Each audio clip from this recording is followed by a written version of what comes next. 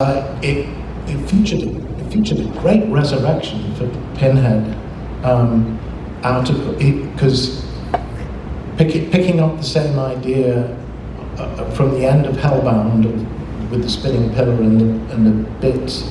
I'm sort of lying in a vat of soup, of people soup, which for reasons I can't recall, if there was ever a good reason other than that it's a damn good idea, was underneath an altar in a church, which then kind of, the vat kind of exploded out of the altar into the church. That was Pinhead's resurrection in that version. This would have been very close after Hellbound. While we were filming Hellbound, Clive came to visit me in my dressing room at Pinewood and told me we're going to make Hellraiser 3 and proceeded to tell me the story of Hellraiser 3, which was very exciting. And because it's Clive, and because you get caught up in everything that Clive talks about, he told me the whole story, which was basically the idea that the Great Pyramid was the first lament configuration and built to raise the great pharaoh, who was the first Cenobite.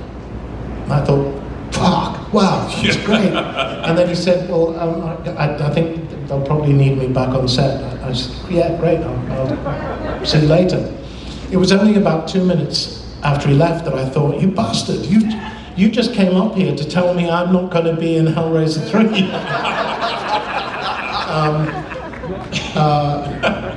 So I think it going by the wayside was probably related. I can't, my chronology is not good at the best of times.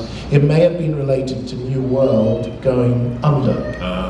Almost as soon as they had released Hellbound, they disappeared off the map, and there was a period of time where it wasn't clear what was going to happen to the rights. And certainly Clive assumed that they would revert to him. Of course, like every self-respecting first-time filmmaker, he had given everything away to New World to get Hellraiser made, except for the literary rights, which he retained. So they would have reverted to him as principal creator, but then a guy called Larry Cuppin emerged from the wreckage waving a piece of paper that he said proved that he held the rights to Hellraiser. And I had a phone call with Clive in which he was basically saying, I could fight this guy, but he's an entertainment lawyer, and he can afford the best entertainment lawyers in Hollywood, and I can't, so I'm not going to fight him. So Hellraiser 3 is going to go ahead, and I'm not going to be involved in it, and with my blessing, please carry the torch, was basically what he said in the call. So at that point, Clive had disappeared out of the equation. What happened next was that Pete Atkins and Tony Randall, who had directed Hellbound and was going to direct Hellraiser 3, came up with the basic storyline of the Hellraiser 3 that you know, Hell on Earth. Very close to the last minute, Tony had a blazing row with, producers, as happens. And sadly, the late Tony Hickox stepped into the breach to direct. So that was it. Interesting, because I know of another Hellraiser 3 script. Because I remember being taken out for lunch by Pete Atkins saying, Nick, did you enjoy the script? Which part would you like to play? And it was young people. It was young people, it was based in a house. And it was using the same idea of the house as the lament configuration. Yes, I remember that now.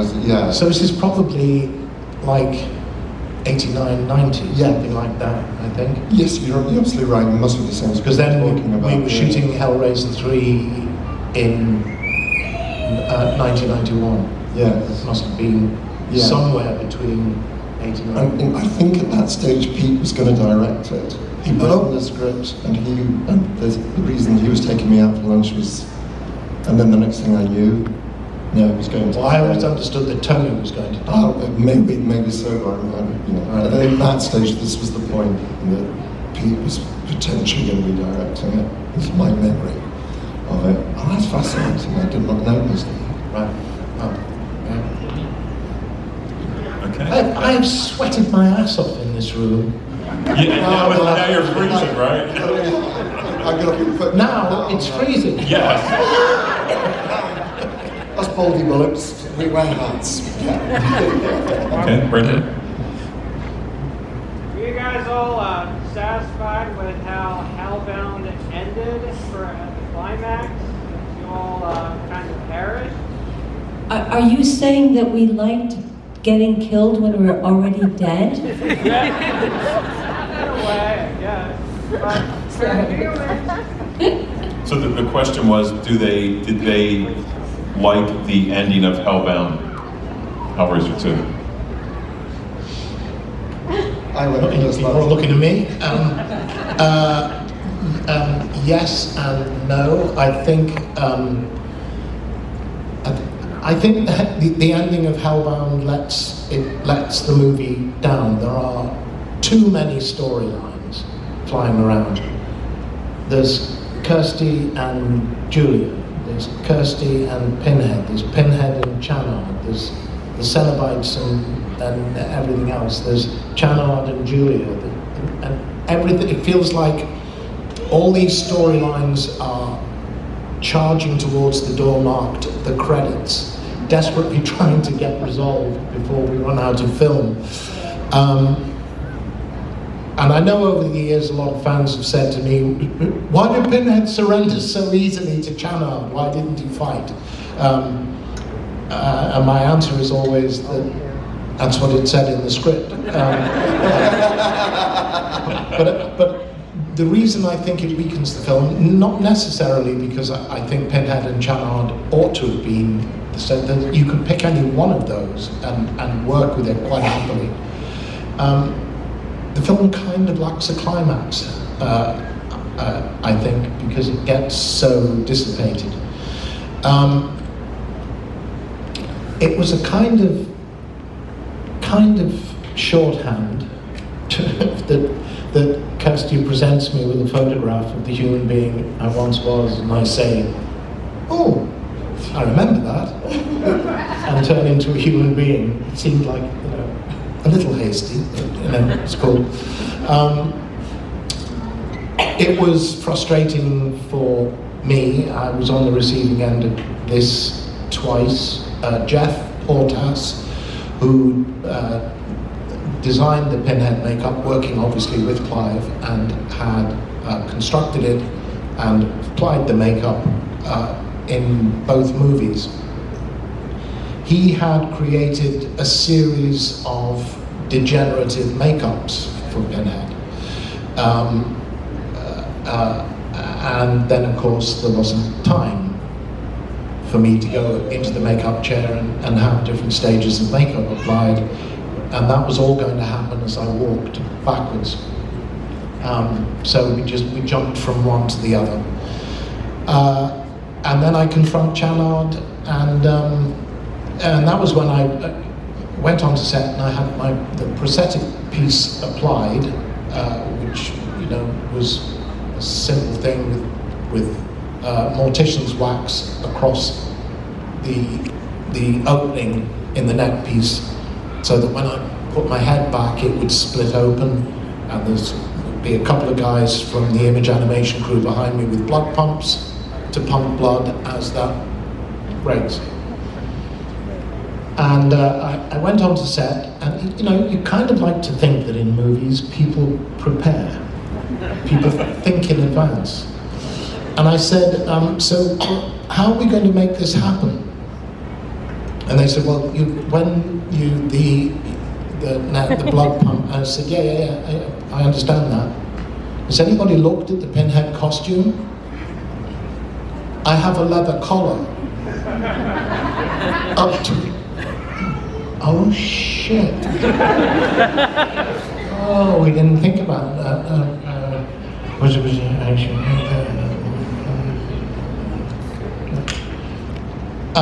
anybody got a knife? They cut the collar off. I don't think anybody has ever noticed this, but so I have the collar on, and then when I turn around to face Channard, the collar has vanished. He does that, and I mean, the effect worked brilliantly, so maybe that's what sells it. The next time you look at the movie, look closely, and you will observe that I have the collar, and then when I turn around to face Channard, it magically disappears. And then the person that you see in the pillar at the end is Jeff, wearing the pinhead makeup.